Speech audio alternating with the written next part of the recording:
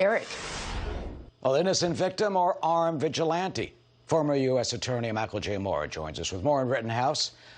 Michael, 6 counts, among them intentional, reckless, and attempted intentional homicide. How do you think the jury's going to sort this out?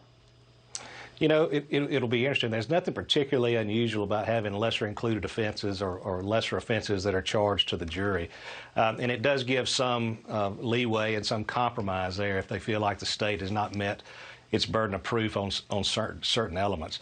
My guess is that there will be some compromise, at least on a couple of the counts. I think likely on the count where the gentleman had the pistol drawn, that may be an excuse for a jury to give that one away and find that, you know, that Rittenhouse was involved in self-defense.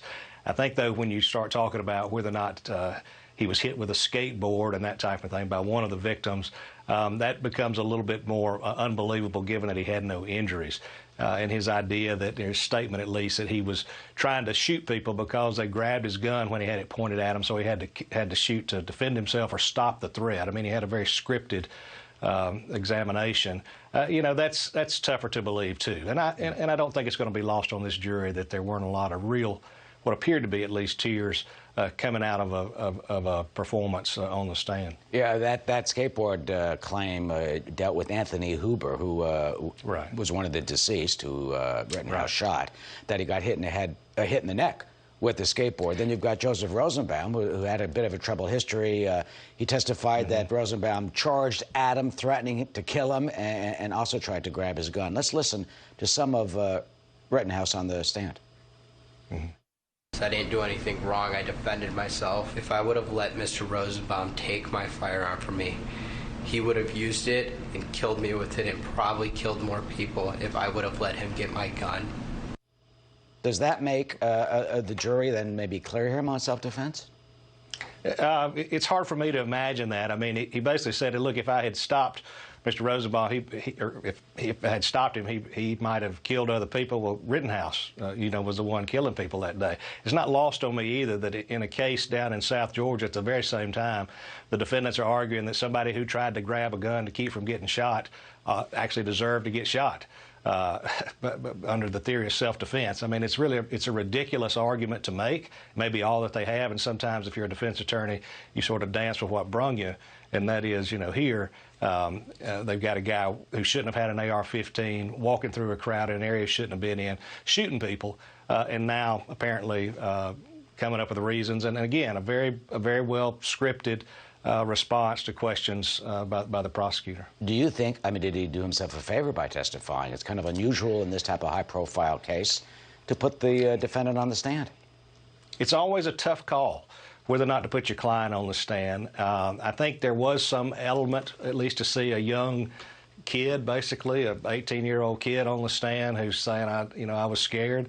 I think the problem is that he really, his responses, at least to me, sounded much too scripted. And I've said that a couple of times because his answers were trying to fit the law as opposed to tell his own story about what he was really feeling. And I thought that his emotional outbursts seemed to be fake. You know, I would have, it's hard to have a big emotional outburst and then jump back right into telling the law. It would have looked a lot more genuine to me if I was a juror to see him break down, lay his head down on the witness chair, witness paradal there, weep for a while, and basically ask for forgiveness for what happened and explain how much he hated it, as opposed to, well, I was trying to stop this threat against me. By the way, the guy was hitting me with a skateboard. I know I don't have a mark on my body. At some point, it sort of defies credulity. Then you have the third person who was shot. He survived, Gage Grosskreutz. He talked about pulling his gun and pointing it right at the Rittenhouse's head. Here's part of what he said.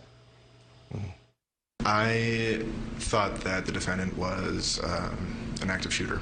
With your arms up in the air, he never fired, right? Correct. It wasn't until you pointed your gun at him, advanced on him, with your gun, now your hands down, pointed at him, that he fired, right? Correct. Doesn't that type of testimony favor Rittenhouse? You know, it starts to favor Rittenhouse, but it must drive the Second Amendment advocates crazy because, you know, the theory is that you've got a right to have a gun to protect yourself. And so here you've got an individual who was there as a paramedic, apparently, who sees a guy with an AR-15, he's shooting people, and he takes his gun and points it at him, and then somehow, because he pulled his own gun in defense and pointed at the shooter, it now justifies, at least in the Rittenhouse theory, it justifies him being shot. So again, some of this is just going to be whether or not the jury thinks that he had a right to be there, he was legitimately there, whether or not he should have had the weapon, whether or not he was actually provoked, whether or not he was telling the truth on the stand about the threats that he felt, or whether or not he's just a good parrot and repeating things that he was told by his defense attorney. So there's a risk to putting him up, and we'll see which way it goes. And finally, Michael, what do you think is going to happen when the jury comes in? Yeah, I think it's likely to be a guilty verdict, at least on some of the counts. I think that the charge with the gentleman where Rittenhouse says that he was being hit with a skateboard, I think that's likely a conviction. I think that, the first charge where the gentleman was chasing him in the parking lot, according to the testimony, I'm not sure the prosecutors know exactly what happened in that case. That will probably be a compromise verdict.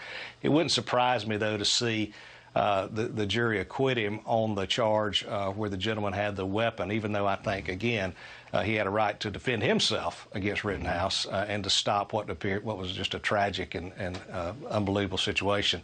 But I think if they look for a compromise, and sometimes juries split verdicts, they are not told, by the way, what the sentences are. So they just are told what the law is, and they're to apply the facts to the law. They don't know that some of them carry a life sentence, some of them carry up to 60 years. This charge may carry 25 years, another charge may carry 12 and a half years. But the jury's not supposed to concern itself with the punishment, just whether or not the state's proven guilt beyond a reasonable doubt. All right, we'll see the jury gets the case tomorrow. Michael J. Moore, former U.S. Attorney. Michael, always good to see you. Thank you. Great to be with you. Thanks, sir. Of course. Barthel.